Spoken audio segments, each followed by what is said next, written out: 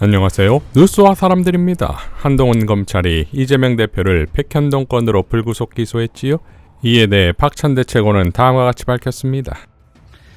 검찰이 어제 이재명 대표를 불구속 기소했습니다. 강서구청장 선거로 확인된 민심에도 불구하고 정치 탄압을 계속하겠다는 뜻으로 읽힙니다. 법원이 범죄 혐의가 소명되지 않아 구속영장을 기각한 백현동권을 기어이 기소했습니다. 명백한 공소권 남용이자 사법부에 대한 도전입니다. 범죄를 저질렀다는 뚜렷한 증거도 없이 제1야당 대표를 기소한 것은 기소의 목적이 죄의 유무를 가리기 위한 것이 아니라 기소 그 자체라는 것을 뜻합니다. 못 먹는 감 찔러나 본다고 증거가 있든 없든 무죄가 나오든 말든 일단 기소하고 법정에 불려나가게 해서 괴롭히겠다는 놀부심보입니다. 검찰이 수사가 아니라 정치를 못되게 하고 있다는 비판을 받는 이유입니다. 뿌린 대로 거둔다고 했습니다. 윤석열 정권의 검찰이 행하고 있는 사법 스토킹도 마찬가지입니다. 머지않아 고스란히 청구서를 받게 될 것입니다. 서영교 최고도 다음과 같이 밝혔습니다. 강서구청장 선거가 끝나자마자 윤석열 정부는 이재명 대표에 대해서 백현동 사건 관련해서 기소했습니다. 어떻게 이럴 수가 있죠? 영장 실질 심사 때 판사가 하신 말씀이 이런 이야기가 있습니다. 검사님, 제가 자료를 굉장히 많이 찾아봤는데요. 저는 잘 못 찾겠어요. 판사의 말씀입니다. 지금까지 시와 공사 사이에 시장이 배임이 문제가 되는 사건이 있었습니까? 저는 잘 못 찾겠으니까 검사께서 좀 찾아주셔서 제출해 주시겠습니까? 라고 이야기를 했습니다. 검사는 시와 공사 사이에 시장이 배임이 문제가 됐던 사건을 한 건도 찾아서 제출하지 못했습니다. 판사는 이렇게 이야기했습니다. 직접적인 증거도 없다라는 판단을 내렸습니다. 그런데 어떻게 이런 것을 기소하죠? 정광석화처럼 강서구청장 선거에 대패하고 반성해야 되는 이 시점에 물타기 들어오는 겁니까? 대통령에게 책임 소재가 가니까 물타기 들어오는 겁니까? 검찰의 물타기 국면 전환용 기소는 확실하게 직권 남용이다, 이렇게 말씀드리겠습니다. 이것에 대해서 책임져야 합니다. 자, 김행이 아웃되면서 한동훈의 인사검증 책임이 또 불거지게 되었지요. 법무부 국정감사에서 박주민 의원은 한동훈에게 다음과 같이 지적했습니다. 저희가 좀 정리해보면 과거에는 민정수석실이다. 그럼 민정수석실만 욕하면 됐어요. 근데 지금은 장관님 나와 계셔서 인사정보관리단에 대해서 저희가 비판하면 장관님 간단하게 이렇게 얘기했어요. 우린 기초적인 자료를 모아서 올렸을 뿐이야. 우린 의견은 안 내. 나 욕하지 마. 나에 대해서 평가하지 마라는 얘기잖아요. 의원님. 그러면 운영위원회나 이런 데서 그럼 또 대통령실 얘기하겠죠. 그럼 대통령실에서 물론 상상의 결과물일 수 있겠지만 이렇게 얘기했죠. 우린 올라온 자료 가지고 판단했어. 서로 그러면 책임을 떠넘기는 장면 예상될 수도 있는 부분 아닙니까? 그냥 그건 기우시고요. 지금 저는 분명히 팩트를 말씀드린 거고. 곧 운영이 열리니까 제가 그 만약에 이게 추천이나 비토 권한까지 행사하면 또 더 문제 아니겠습니까? 판단이 될 것 같고 그런 문제가 있다는 말씀 드립니다. 장관님 거듭 말씀드리지만 기초적인 자료를 모아서 올릴 뿐이고 별도의 의견을 내지 않는다고 해서 모든 책임이 없는 것 아닙니다. 이어 국정감사 대책회의에서도 다음과 같이 발언했지요. 다 기억하실 겁니다. 인사정보관리단이 만들어지고 법무부 산하에 배치됐을 때 한동훈 장관은 법사위에 출석해서 인사검증이라는 업무를 질문이 가능한 양지로 옮기는 것이다 라고 이야기를 했고요. 인사검증에 대한 책임 부분에 있어서는 국민적 지탄이 커지면 제가 어떤 종류의 책임을 져야 될 상황도 생기지 않겠냐라고 말했었습니다. 그런데 어제 법무부 국정감사에서 한동훈 장관은 인사정보관리단 관련된 질의에 대해서 1차적 자료를 모아서 제출을 할 뿐이다. 별도의 의견은 내지 않는다라고 얘기하면서 책임이 없다는 식의 이야기만 반복을 했습니다.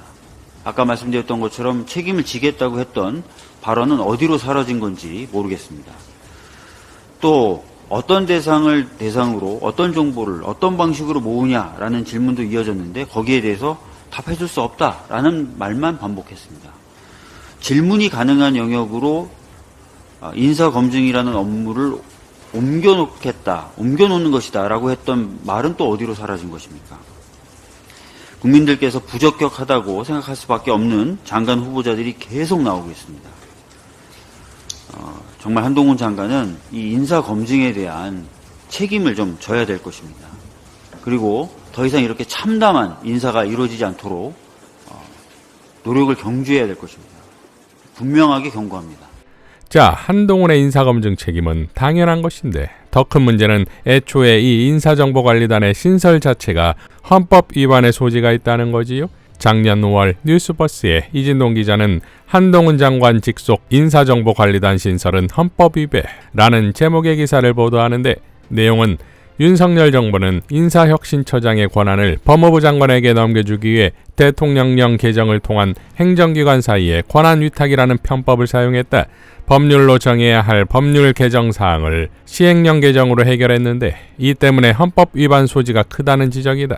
2021년 법제처의 법령 위반 심사 기준에 따르면 헌법 96조에 행정각부의 설치, 조직과 직무 범위는 법률로 정한다는 헌법 원칙을 실현하기 위해 정부조직법 2조 1항에서도 중앙행정기관의 설치와 직무 범위는 법률로 정한다고 규정하고 있다.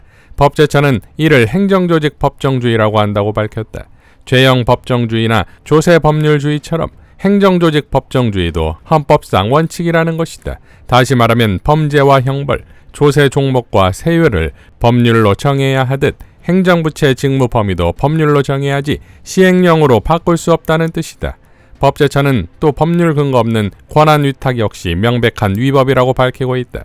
법제처 법령 위반 심사 기준은 중앙행정기관의 직무는 법률로 정해지는데 행정권한을 위탁하는 것은 그 권한을 가진 자를 변경하는 효과를 가져오기 때문에 법률의 근거 없이 행정권한을 위탁하게 되면 헌법상 행정조직 법정주의를 위반하게 되는 것이고 특정 기관의 장이 특정 권한을 행사하도록 한 법률의 규정에도 어긋난다 라고 보도했습니다. 자, 그러니까 이번 국감에서 한동훈은 기계적 정보 수집만을 하고 판단하지 않는다는 답변을 내놓은 것은 결국 책임은 대통령실, 즉 윤석열에게 있다는 뜻 아니겠습니까? 흥미롭게도 다음날 김행을 아웃시킨 건 강서구 패배의 물타기일 수도 있겠으나 한동훈에게 던지는 메시지는 아니냐 이거지요. 즉 인사검증을 잘못했다는 한동훈 책임론으로 결론 지은 건 아니냐 이겁니다.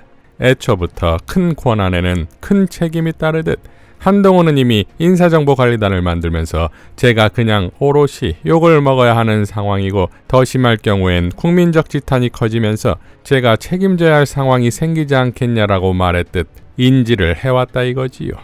그런데 이렇게 엉망인 인사들의 퍼레이드가 계속될 것이라고는 생각을 했을까요? 그러니까 인사 문제를 두고서 김행을 계기로 갈등이 극대화된 것 아니냐 이겁니다.